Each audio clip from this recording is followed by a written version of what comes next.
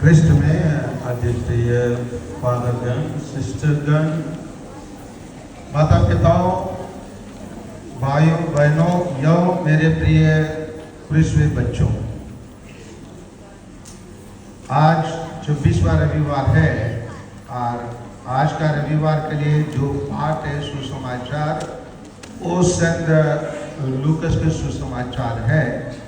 उसी का सारांश को मैं प्रारंभ में आप लोगों के समक्ष रखना चाहता हूँ, क्योंकि उसमें अंग्रेज में दो शब्द दिया गया है, एक है कमीशन, दूसरा है ओमिशन। कमीशन मतलब क्या है?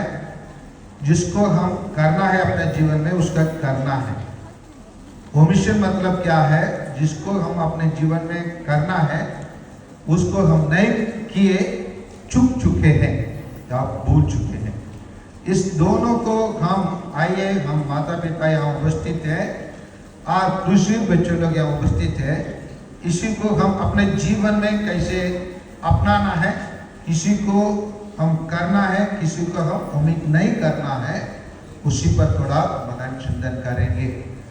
यहाँ हम लोग देखेंगे तो आज का सुसमाचार जो सेंट लूकस के सुसमाचार के अनुसार होना है, लेकिन हम लोग क्रूसवीर के कारण उसी सुसमाचार से अध्याय 24 से हम लोग एम्माउस का कहानी सुनेंगे, उसी का हम उपदेश के समय पर हम देखेंगे।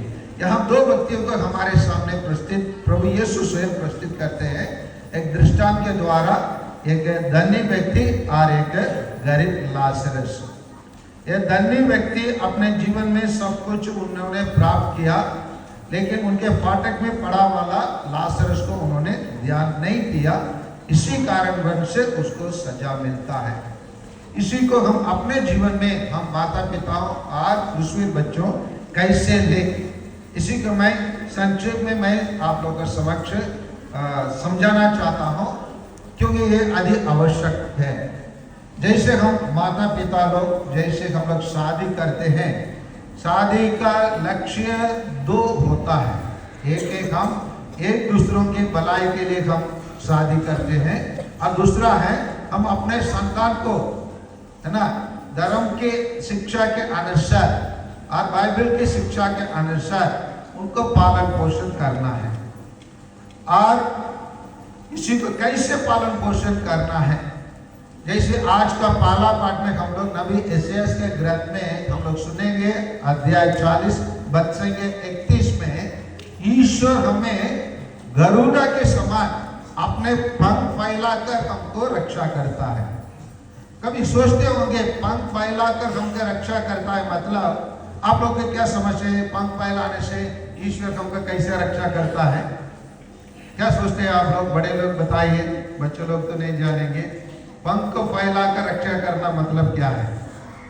अक्सर हम सोचते हैं पंख फैलाने से पंख के नीचे ईश्वर हमको रक्षा करता है, यही हमारा विचार होंगे, यही ना? यही है क्या गलत? यही है, लेकिन ये नहीं है। वास्तव में कितने लोग गरुड़ा का घोंसला देखे हैं, उसका नेस्ट जो उनका घर देखे हैं, बहुत बड़ा पेड़ में एकदम ऊपर में रहता है, लकड़ी से बनाया वाला घोंसला रहता है, लकड़ी से बनाया वाला घोंसला रहता है। उसी को आप गौर से देखेंगे तो उसी में रहता है कपड़ा, पंख, रुई, ऐसे चीज, मुलायम चीज उसमें रहता है। और उसमें उनको बच्चों को अंडा देने के बाद बच्चों उसको बच्चा आने के बाद उसमें रखते हैं। गरुड़ा क्या करता है? अपने बच्चों को ट्रेनिंग देता है। ट्रेनिंग कैसे देता है? जैसे उन लोग 2-3 महीना हो गया होने के बाद उनको उड़ना सिखाना है। उड़ना सिखाने के लिए क्या करेगा?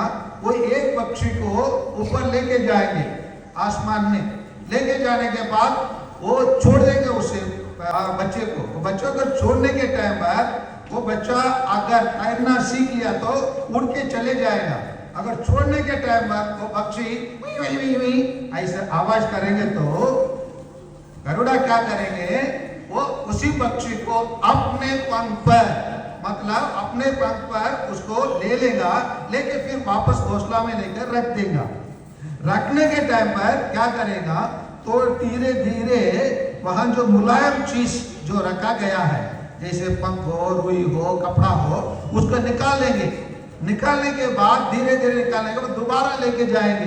लेके जाने के बाद वो वापस वो फिर भी वो वही में करके वो करेंगे तो वापस लेके आएंगे। लेके आने के टाइम पर उस घोंसला में क्या रहेंगे, वो कपड़ा नहीं रहेंगे, वो रुई नहीं रहेंगे, मुलायम चीज कुछ भी नहीं रहेंगे, कांटा रहेंगे।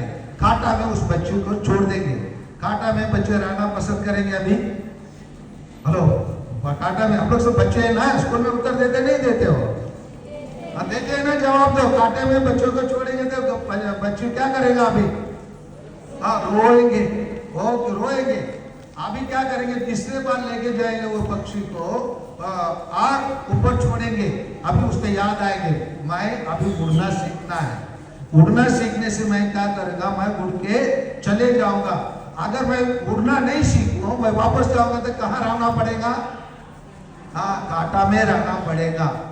और इसीलिए वो क्या है, उड़ना सीखता है। इसी प्रकार ईश्वर हमको तैयार करता है हमारे जीवन में। पंख को फैलाकर मैं आपको रक्षा किया, मतलब पंख के छाया में नीचे रहने के लिए ईश्वर नहीं सिखाता है हमें। क्रूसवीर मतलब यंत्रण सामना, कठिनाई को सामना करना, दुख को सामना करना। क्रूसवीर मतलब कठिनाई से भागने वाले बच्चे क्रूसवीर नहीं है, कठिनाई के सामने करने वाले क्रूसवीर है। इस कठिनाई को माता पिता अपना बच्चों को सिखाना है। यही है कमीशन। कमीशन मतलब कमिटमेंट। हम अपने बच्चों को कमिटमेंट मतलब समर्पित कैसे रहना है, वो उसी चीज को जब हम अपने बच्चों को सिखाएंगे, हम अपना कर्तव्य को पूरा कर चुके हैं। अगर उसी कर्तव्य को हम अपने बच्चों को नहीं सिखाए, वो मिशन मतलब हम लोग चूक चुके हैं, भूल चुके हैं, हम अपने बच्चों को सही मार्ग नहीं दिखा चुके हैं।